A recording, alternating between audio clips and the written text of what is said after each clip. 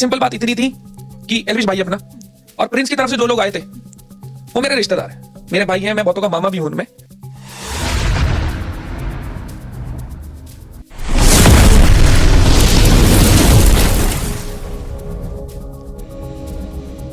नमस्कार दोस्तों, कैसे आप सब। आप सभी ने नोटिस किया होगा कि जब प्रिंस नेरुला और एल्विश यादव की जब कंट्रोवर्सी चल रही थी, वो लोकेशन वाला जो खेल है वो चल रहा था, उस समय बहुत से लोग ये एक्टिव थे कि रजत दलाल क्यों एल्विश यादव की तरफ से नहीं बोल रहे हैं। उसी को लेकर काफी लोग उन्हें ट्रोल कर रहे थे। इस ट्रोलिंग से परेशान होकर रजत दलाल ने अपनी प्रतिक्रिया जाहिर की है और कहा है कि मैं हर चीज के लिए अवेलेबल नहीं हो सकता, मैं हर छोटी बड़ी चीज में नहीं कूद सकता। उसी प्रकार उन्होंने अपनी बात रखी है। आप ये वीडियो देखिए। सिंपल बात इतनी थी कि एल्विश भाई अपना और प्रिंस की तरफ से जो लोग आए थे वो मेरे रिश्तेदार हैं, मेरे भाई हैं, मैं बहुतों का मामा भी हूं उनमें।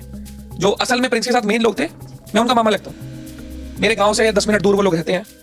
तो बस इतनी चीजें थी कि दोनों जब अपने हैं और मेरे आगे बात रखी गई थी कि अगर बैठ सके तो बीच में आ सको तो देख लो। मैं था और सारे भाई भी थे। तो हम बस चाहते थे देखो समाज में ना तो लड़ाई हो और अपना जो भी कोई है वो खुशी से अपनी जिंदगी बिताए, इसलिए सब बैठे थे और अच्छे नोट पे चीजें खत्म करी थी। और अब वो चीजें वापस से रोडी से टेलीकास्ट आए, पुरानी लड़ाइयां दिखी, तो वो असल में दो लोगों ने लड़ाई नहीं बढ़ाई होगी जितनी उनके फैंस ने बढ़ा थी। आप कितना दूर रहना चाहते हो ये सब चीजों से? देखो, जब पहली बारी भी सॉर्ट आउट हुई थी चीजें, मैं जानबूझ के सामने नहीं आया क्योंकि मेरे को इन चीजों में घुसना ही नहीं है।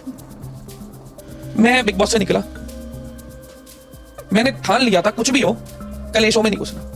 अगर मेरे पास एक सोशल रिस्पॉन्सिबिलिटी है तो मैं चीजें वो करूंगा जो तुक करती हैं, जो सबके लिए, समाज के लिए बेहतर है। दो आदमी जब लड़ते हैं ना तो उसमें किसी का भला नहीं होता, सिर्फ ईगो सेटिस्फाई होती है। और ईगो सेटिस्फाई करने के चक्कर में ना पता नहीं कितने लोगों का नुकसान हो जाता है। अभी दो लोगों की लड़ाई थी, कितने लोग घुस गए, आसपास में एक दूसरे को गालियां भी दे रहे होंगे, लड़ भी रहे होंगे। वो तो चीज अच्छी थी कि 4 तारीख को कुछ ऐसा नहीं हुआ कि दोनों लोग मिले। अगर एक ग्रुप में से कोई एक ट्रेटर होता और दूसरे वालों को बोल देता यहाँ खड़े हैं, इतने लोग हैं, ऐसे ऐसे हैं, कल को किसी के बच्चे का नुकसान होता, चोट पहुंचती है, कुछ भी चीज होता, रिस्पॉन्सिबिलिटी कोई लेता नहीं। ना मैं लेता, ना प्रिंस भाई लेता, ना एल्विश भाई लेता। तो समाज में शांति और एकजुटता की तरफ बढ़ो, लड़ाई झगड़े की तरफ मत बढ़ो। ये चीज मैंने पहले ही सोच ली थी। ना मैं कंट्रोवर्सी में घुसता, ना आगे कभी घुसने वाला। देखो, कोई शो है, चीजें लाइव चल रही हैं, मैं एक मेंटर हूं, एंकर हूं, वो मेरी रिस्पॉन्सिबिलिटी है। वो वहां मैं कर रहा हूं जो भी मेरे हक की चीज मेरी टीम के लिए, जैसे बैटल ग्राउंड में बहुत बार हुआ, तो वो चीज आगे भी होगी। और जैसे ही वो टेलीकास्ट खत्म, शो खत्म, चीज खत्म। मुद्दा इतना गर्म हो गया था रजत, इसके बाद आपके और एल्विश के बीच में क्या रिश्ते ठीक है या फिर आप दोनों का कुछ तो डिस्कशन हुआ इसके ऊपर? मेरी एल्विश के साथ 1% भी कोई प्रॉब्लमेटिक चीज नहीं है। जब मैं चाहूं मैं सीधे फोन कर सकता हूं। और मेरे को अगर एल्विश को कुछ भी बोलना है ना, कभी भी कुछ भी बोलना है, तो वो जो स्टोरी डाली थी वो एल्विश के लिए नहीं थी, मेरे में फोन मिलाने का है मुद्दा और मुंह पे बोलने का। सीधी बात, मैं किसी इंसान को बोलने के लिए स्टोरी नहीं लगा रहा था। वो स्टोरी इसलिए लगी थी कि भाई मेरे को जो कंट्रोवर्सी में घुसा रहे हो मुझे नहीं घुसना। सीधी इतनी बात। एल्विश के साथ मेरी परसों भी बात हुई है, हो सकता है आज शाम को भी मिलूं। तो वो अपनी एक अलग चीज है। 4 चीजें ऊपर होती है, नीचे होती है, वो सॉल्व कर ली जाती है। पर इसका मतलब ये नहीं है ना कि आप रिस्पॉन्सिबिलिटी ना लो। अगर कोई आपका फैन बेस मेरी मम्मी को, मेरे को गाली दे रहा है तो भाई मैं नहीं उठ सकता। अगर उसमें भी आप ये चीज बोल रहे हो कि मैं तो कुछ कर ही नहीं सकता, तो भाई आप सीधे बोलो ना कि आपको बिल्कुल शांत रहना है और आपको बस मजे लेने हैं सर्कस के। तो भाई इतना एक चीज देखो, सर्कस एक नहीं होते, सर्कस कई होते हैं। मैं तो भाईचारे में चीज खराब नहीं करूंगा। मैं बोल बोल के ये चीज थक गया।